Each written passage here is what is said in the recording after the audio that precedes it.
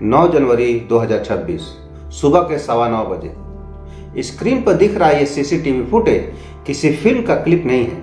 यह क्लिप हमें बताता है कि हमारे देश के युवा आज किस रास्ते पे चल रहे हैं। एक क्लासरूम जहां पढ़ाई होनी चाहिए थी, जहां बच्चे अपने बेहतर भविष्य के लिए मेहनत करने आते हैं। क्या हो जिस जगह को हम विद्या की मंदिर कहते हैं, वहां एक ऐसी घटना हो जाए जिसको सुनने के बाद आपका दिल और दिमाग सुन पड़ जाए।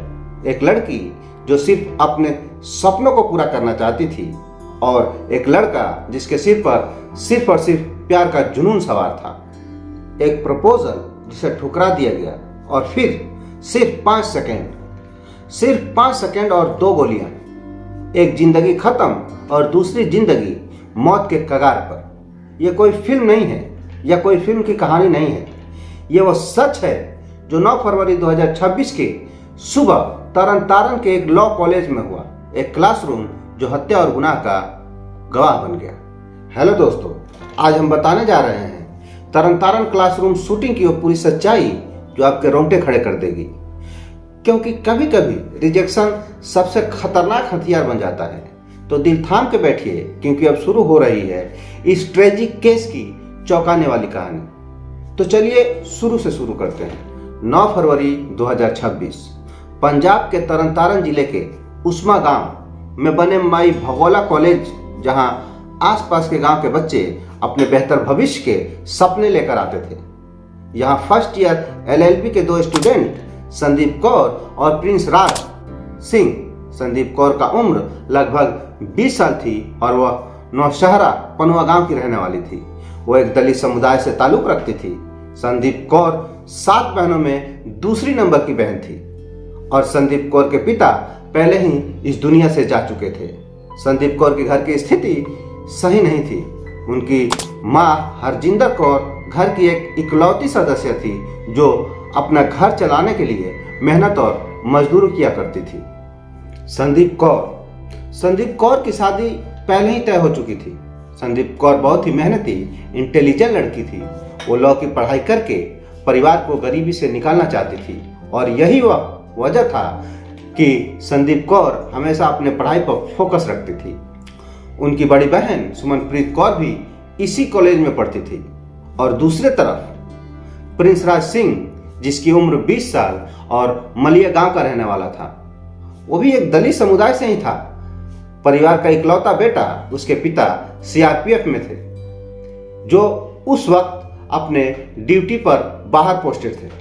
प्रिंस राज के माँ बाप ने अपनी जिंदगी की सभी जमा पूंजी अपने बेटे के पढ़ाई में लगा चुके थे। लेकिन कौन जानता था कि एक दिन ऐसा भी वक्त आएगा कि बेटा इस दुनिया के झूठी और बेकार रिवाज में फंसकर अपने आप को खत्म कर लेगा।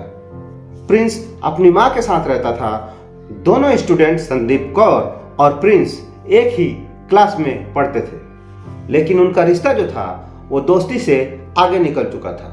प्रिंस संदीप कौर से एक तरफा प्यार करता था, जबकि संदीप कौर अपने घर की हालात को सुधारने के लिए हमेशा अपने पढ़ाई पर फोकस करती थी। वैलेंटाइन वीक के दिन 8 फरवरी को प्रिंस ने संदीप कौर को प्रपोज किया, लेकिन संदीप कौर ने उस प्रपोजल को रिजेक्ट कर दिया। इसी तरह से पिछले कई महीनों से प्रिंस संदीप कौर को हरास कर रहा था। वो 2 बार उसके घर भी गया था। उस लड़की को धमकी देता था कि अगर तुम मुझसे बात नहीं करोगी तो मैं तुम्हें गोली मार दूंगा। संदीप कौर की मां हरजिंदर कौर ने बताया कि प्रिंस ने कई बार फोन करके धमकी भी दिया था, लेकिन संदीप कौर ने हमेशा मना किया। वो सिर्फ और सिर्फ पढ़ाई पर फोकस करना चाहती थी। फिर आया वैलेंटाइन वीक यानी 8 फरवरी 2026। प्रिंस ने संदीप को प्रपोज किया, लेकिन संदीप ने एक बार फिर इसे रिजेक्ट कर दिया। हमारे देश में बढ़ रही है विदेशी कल्चर, जैसे Valentine day, rose day, hug day वगैरह वगैरह। इस तरह के रिवाज हमारे देश के नौजवानों को बर्बाद कर रहा है। यह रिजेक्शन प्रिंस बर्दाश्त नहीं कर पाया और गुस्से से आग बबूला होकर वहां से चला गया। और अगले दिन 9 फरवरी 2026 को सुबह करीब 9:15 बजे क्लासरूम शुरू होने से ठीक पहले प्रिंस ने अपना प्लान एग्जीक्यूट कर दिया। क्लासरूम में स्टूडेंट चैटिंग कर रहे थे। सभी स्टूडेंट खुश थे और आपस में बातें कर रहे थे। सीसीटीवी फुटेज से पता चलता है कि संदीप अपनी फ्रेंड के साथ लास्ट बेंच पर बैठी थी।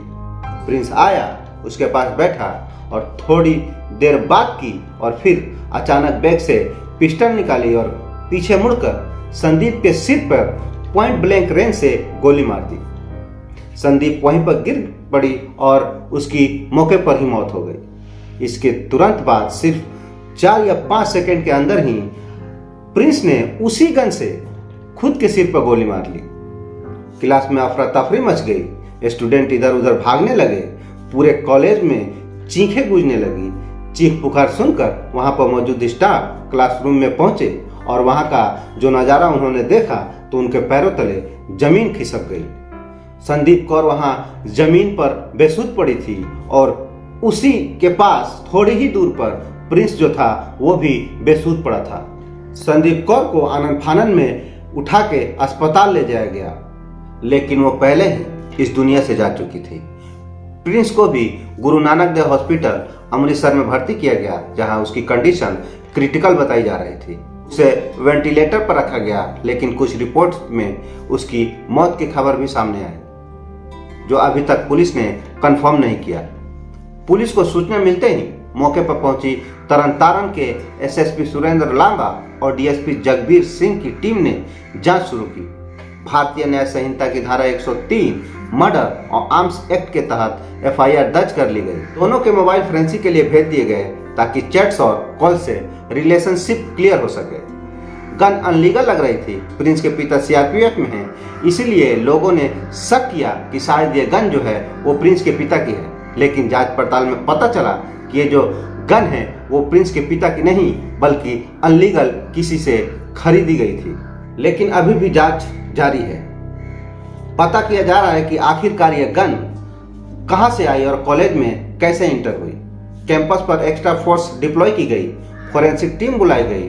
पुलिस का कहना है कि प्राइमरी जांच में फ्रेंडशिप एंगल और वैलेंटाइन वीक रिजेक्शन का मोटिव लग रहा है, लेकिन अभी पूरी जांच बाकी है।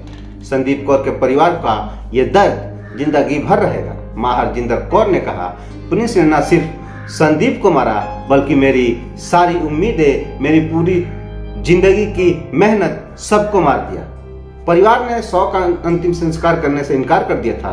परिवार का कहना था जब तक पुलिस प्रिंस की कंडीशन पर क्लैरिटी नहीं देती और न्याय का भरोसा नहीं देती तब तक हम लाश का अंतिम संस्कार नहीं करेंगे। संदीप कौर के परिवार वाले कॉलेज से भी फाइनेंशियल कंपनसेशन की मांग कर रहे हैं। संदीप कौर की बड़ी बहन सुमनप्रीत ने बताया कि प्रिंस ने एक बार घर आकर भी प्रपोज किया था, लेकिन उस समय भी संदीप ने सिर्फ पढ़ाई पर फोकस करने की बात कही। यह घटना campus security, student mental health और हरासमेंट पर सवाल उठाती है। दोस्तों, यह कहानी सुनाने का मेरा मकसद किसी का दिल दुखाना या किसी को ठेस पहुंचाना नहीं है। यह कहानी सुनाने का मकसद सिर्फ और सिर्फ जागरूकता फैलाना है। दोस्तों, ये स्टोरी हमें सिखाती है कि प्यार की आड़ में हरासमेंट कितना खतरनाक हो सकता है। कैंपस में हथियार, रिजेक्शन पर इतना गुस्सा, क्या समाज को मेंटल हेल्थ और एजुकेशन पर ज्यादा फोकस करने की जरूरत है? कमेंट में अपनी राय जरूर बताएं। अगर ये वीडियो आप लोगों को पसंद आया तो लाइक, सब्सक्राइब और शेयर जरूर करें। मिलते हैं अगले वीडियो में एक नई स्टोरी के साथ। तब तक खुश रहें, सुरक्षित रहें और हमें आप इजाजत दीजिए। जय हिंद।